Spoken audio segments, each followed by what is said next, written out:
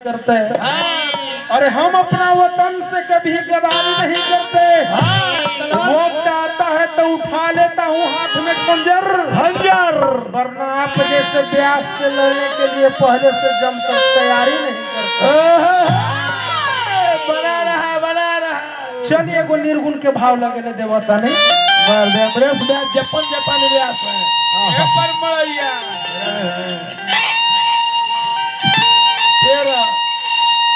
4 साल के बाद धर लो ने गोरखपुर।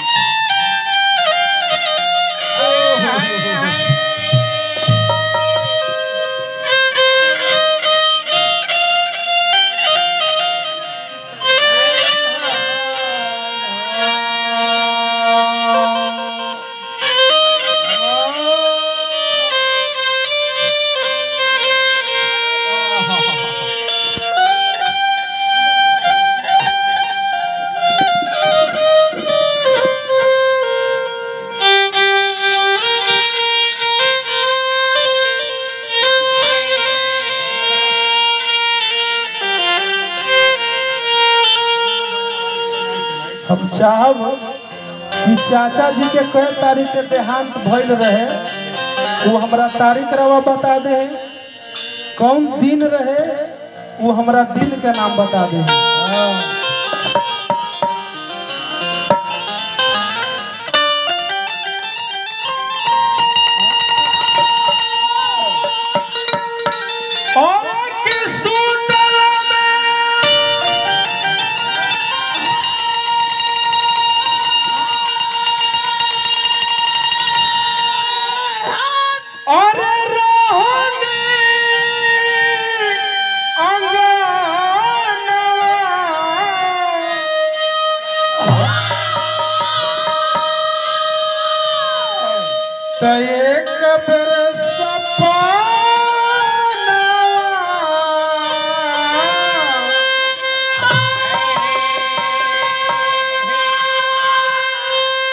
अरे भइल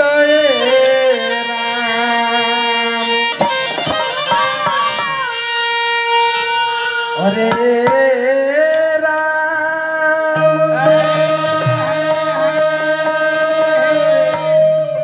अरे के राम अरे सुनसान लागेला अंगनवा।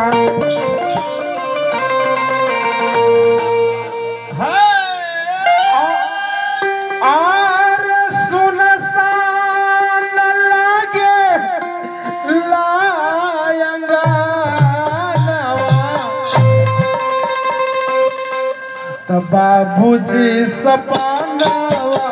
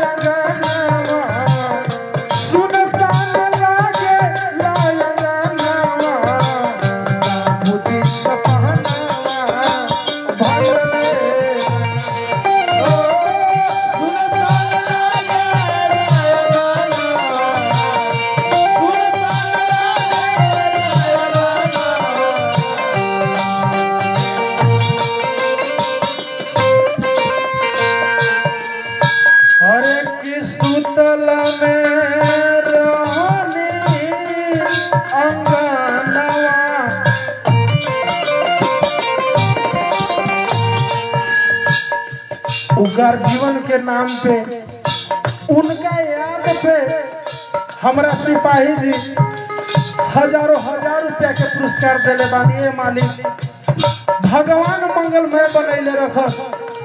और हम चाहब कि जे सब हित जन गोतिया परिवार बानी जा फिर इन चाचा के देखी हमरा गार्जियन मनोज यादव जी के तरफ से उनका छोटा मेहमान बाड़न सैकड़ों रुपया के पुरस्कार दिहलन। पैर छू के प्रणाम करतानी मनोज भैया। आशीर्वाद के चाहबा, लेकिन यही कोशिश हम करब कि जे सबे बानी हित जन गोतिया परिवार, यह लास्ट विदाई हो। ये लास्ट विदाई है ये चाचा के गीत के नाम पर। तो हम चाहब कि दान दे के आशीर्वाद दे के पुण्य के भागी बने। और कि सुनसान लागला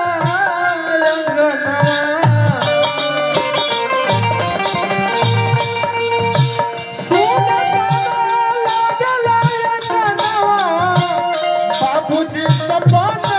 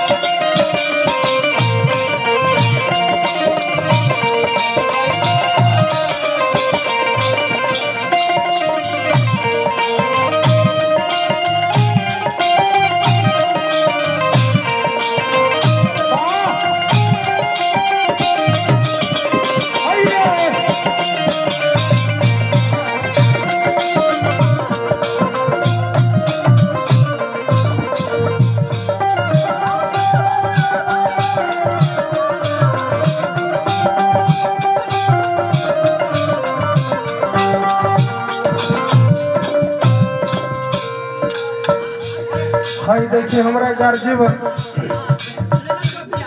मनोज भैया के पिताजी के तरफ से अपना संधि के नाम पर सैकड़ों सैकड़ों रुपया के पुरस्कार देने वाला पैर छू के प्रणाम करता अंतरा के भाव लगा था का 17 तारीख रहे 17 तारीख रहे और बुधवार दीना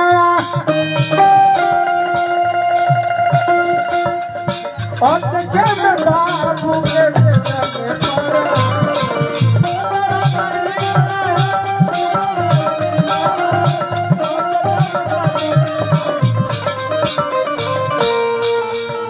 हमारा सिपाही जी के तरफ से हजारों हजार रुपया के पुरस्कार बना रहा। रावा बन रही सुबह के बेला बा भगवान मंगलमय बना के रखस। 17 तारीख रहे अरे बुधवार दीना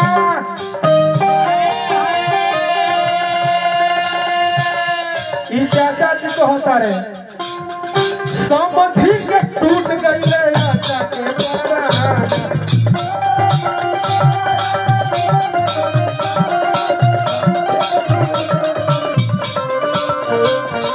17 तारीख रहे बुधवार दीना चाचा जी के टूट गई चाचा के द्वारा।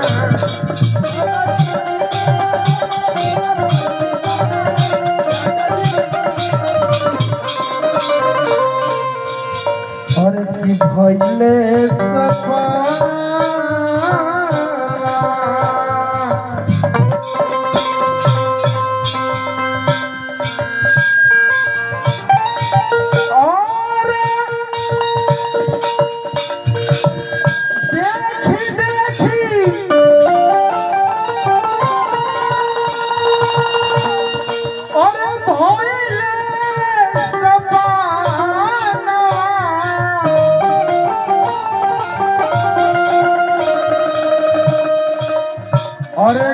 गजब घटा